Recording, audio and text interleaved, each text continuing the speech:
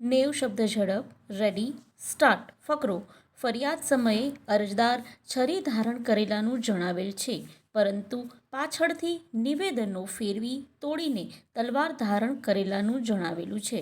તપાસમાં જાહેર કર્યા મુજબ અરજદારે ધારણ કરેલ હથિયાર વડે કોઈપણને કોઈ ઈજા થયેલ નથી.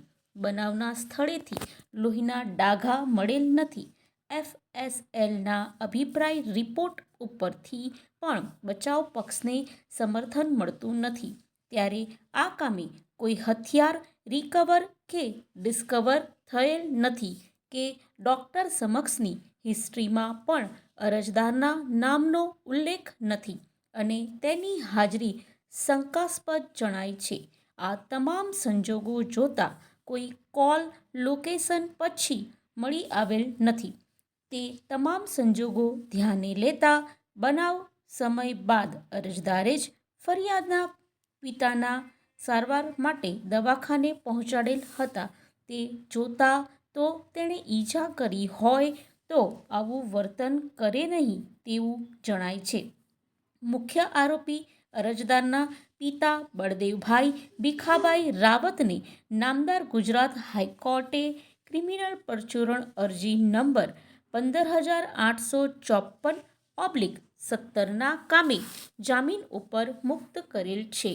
ત્યારે હાલના અરજદારને અવારનવાર વચગાળાના જામીન ઉપર મુક્ત કરવામાં આવેલ હતા. તે જોતા હાલના અરજદારના માતૃશ્રી ખૂબ જ બીમાર હોય અને સારવારમાં પણ અરજદારની જરૂર છે. તેમજ અરજદાર એન્જિનિયર છે, ભણેલ ગણેલ છે, ખાનગી કંપનીમાં નોકરી કરે છે. ત્યારે કેસનું ચાર્જશીટ થયેલું હોય સેશન્સ કેસ નંબર 11/17થી શરૂ થયો હોય તે તમામ સંજોગો ધ્યાને લઈ અરજદારને રેગ્યુલર જામીન ઉપર મુક્ત કરવા રજૂઆત કરેલ છે. ફકરો અરજદાર તરફે વિદ્વાન વકીલશ્રીને સાંભળ્યા. તેઓએ અરજીમાં જણાવેલી હકીકતોનું દલીલમાં વિગતવાર પુનરાવર્તન કરેલ છે અને વધુમાં એવી રજૂઆત કરેલ છે કે આ કામના અન્ય આરોપીને નામદાર ગુજરાત હાઈકોર્ટના તારીખ 5/7/2017ના હુકમથી કાયમી જામીન આપેલ છે. તે જોતા હાલના અરજદાર આરોપીને પેરેટીનો લાભ મળવો જોઈએ. વિદ્વાન વકીલશ્રીએ વધુમાં એવી પણ રજૂઆત કરેલ છે કે અરજીની વિગતો મુજબ અરજદાર આરોપીને જામીન મળવા યોગ્ય કેસ છે અને ખાસ કરીને તેમના માતૃશ્રી ખૂબ જ ગંભીર પ્રકારની બીમારીથી પીડાતા હોય જામીન અરજી મંજૂર કરવી જોઈએ. ફકરો હાલની અરજી દાખલ થયા પછી તે અંગેની નોટિસ કરતા વિદ્વાન એપીપી શ્રી હાજર રહેલ છે. ત્યારબાદ અરજીની સુનાવણી કરતા વિદ્વાન એપીપી શ્રીએ અરજીનો ભાવપૂર્વક વિરોધ કરેલ છે અને એવી રજૂઆત કરેલ છે કે હાલના અરજદાર આરોપી સામે ખૂબ જ ગંભીર પ્રકારનો આરોપ છે અને અગાઉ તેમની કુલ 8 જુદી જુદી જામીન અરજીઓ જુદા જુદા સમયે રદ થયેલ છે.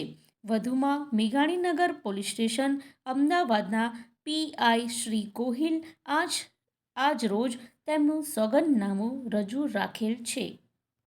નેવ શબ્દ ઝડપ રેડી સ્ટાર્ટ ફકરો વધુમાં મેઘાણીનગર પોલીસ સ્ટેશન અમદાવાદના પીઆઈ શ્રી ગોહિલે આજરોજ તેમનું સોગંદનામું રજૂ રાખેલ અને તે મુજબ હાલના અરજદાર આરોપી ડબલ મર્ડર તેમજ ખૂનની કોશિશના ગંભીર પ્રકારના ગુનામાં સંડોવાયેલ હોય. જો જામીન આપવામાં આવે તો ફરિયાદી તથા સાહિદોને ધાક ધમકી આપી કેસને નુકસાન થાય તેમ હોય આરોપીને જામીન ઉપર મુક્ત ન કરવા અરજ કરેલ છે. તે ધ્યાને લેવા પણ દલીલ કરેલ છે. ફકરો ઉપરોક્ત સંજોગોમાં તેમજ બંને પક્ષકારની રજૂઆત કાળજીપૂર્વક ધ્યાને લેતા હાલની અરજી સાથે નિયમ 3/1થી નિયમ 3/11 સુધીમાં રજૂ થયેલ તમામ દસ્તાવેજ જોતા એ હકીકતે સ્પષ્ટપણે હાલના આરોપી તથા અન્ય આરોપીના સામે ઘણો ગંભીર પ્રકારનો કહી શકાય તેવો ગુનો નોંધાયેલ છે. ત્યાર પછી આરોપી બળદેવભાઈ ભીખાભાઈ રાવત નામદાર ગુજરાત હાઈકોર્ટે ક્રિમિનલ પરચુરણ અરજી નંબર 15,854/17માં હુકમ કરી જામીન આપેલ છે. પરંતુ સમગ્ર રેકર્ડ કાળજીપૂર્વક જોતા નામદાર ગુજરાત હાઈકોર્ટે જામીન આપેલ છે તે આરોપીએ વિજય નામના વ્યક્તિને છાતીના ભાગે છરીથી ઈજા પહોંચાડેલ તેવો આક્ષેપ છે. જ્યારે હાલના આરોપીએ મરણ જનાર શંકરભાઈને ઈજા કરેલ હતી તેવો કેસ છે અને હાલના આરોપીએ કરેલી ઈજાઓ ગંભીરતા વગેરે ધ્યાને લઈએ તો અન્ય આરોપી કે જેને નામદાર ગુજરાત હાઈકોર્ટે જામીન આપેલ છે તેમના કરતાં હાલના આરોપીના ગુનાની ગંભીરતા વધુ જણાતી હોય અરજદાર તરફે થયેલ રજૂઆત તેમજ ગુનાની ગંભીરતા ધ્યાને લેતા હાલની અરજી ગ્રાહ્ય રાખવા પાત્ર ન હોય ન્યાયના હિતમાં નીચે મુજબ હુકમ કરવામાં આવે છે. ફકરો: વાદીના દાવાની ટૂંકમાં હકીકત એવી છે કે મોજે નરોડા, તાલુકો સિટી, જિલ્લો અમદાવાદ, ટીપી સ્કીમ નંબર 12ના ફાઇનલ પ્લોટ નંબર 95 તથા 96 વાળી મિલકત કે જેનું ક્ષેત્રફળ 4140 ચોરસ વાર છે, જેની પૂર્વ પશ્ચિમ રોડ આવેલ છે, ઉત્તરે સુપર બ્રેડની ફેક્ટરી આવેલ છે અને દક્ષિણે વીરુમય સંતુમલની ફેક્ટરી આવેલી છે.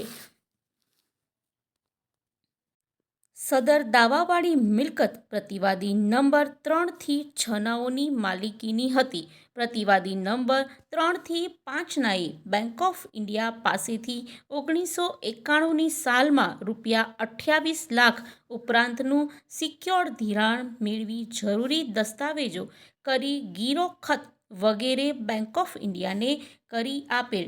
આમ બેંક ઓફ ઇન્ડિયા સદર મિલકતમાં ગીરો ખતનો પ્રથમ ચાર્જ ઉપસ્થિત થયેલ અને બેંક ઓફ ઇન્ડિયામાં દાવાવાળી મિલકતમાંથી અગ્ર હકની બાકી રકમ વસૂલ લેવા હકદાર થયેલ છે. પ્રતિવાદી નંબર 3થી 5નાએ બેંક ઓફ ઇન્ડિયા પાસેથી લીધેલ ધિરાણની રકમ બેંક સાથે નક્કી થયા મુજબ કરારની શરતો મુજબ ભરપાઈ કરેલ નહીં, તેથી બેંક ઓફ ઇન્ડિયા મારફતે પ્રતિવાદી નંબર 3થી 5 સામે 28 લાખ ખર્ચ વ્યાજ સહિત વસૂલ મેળવવા દીવાની મુકદ્દમા નંબર 7367/51નો દાવો દાખલ કરેલ છે.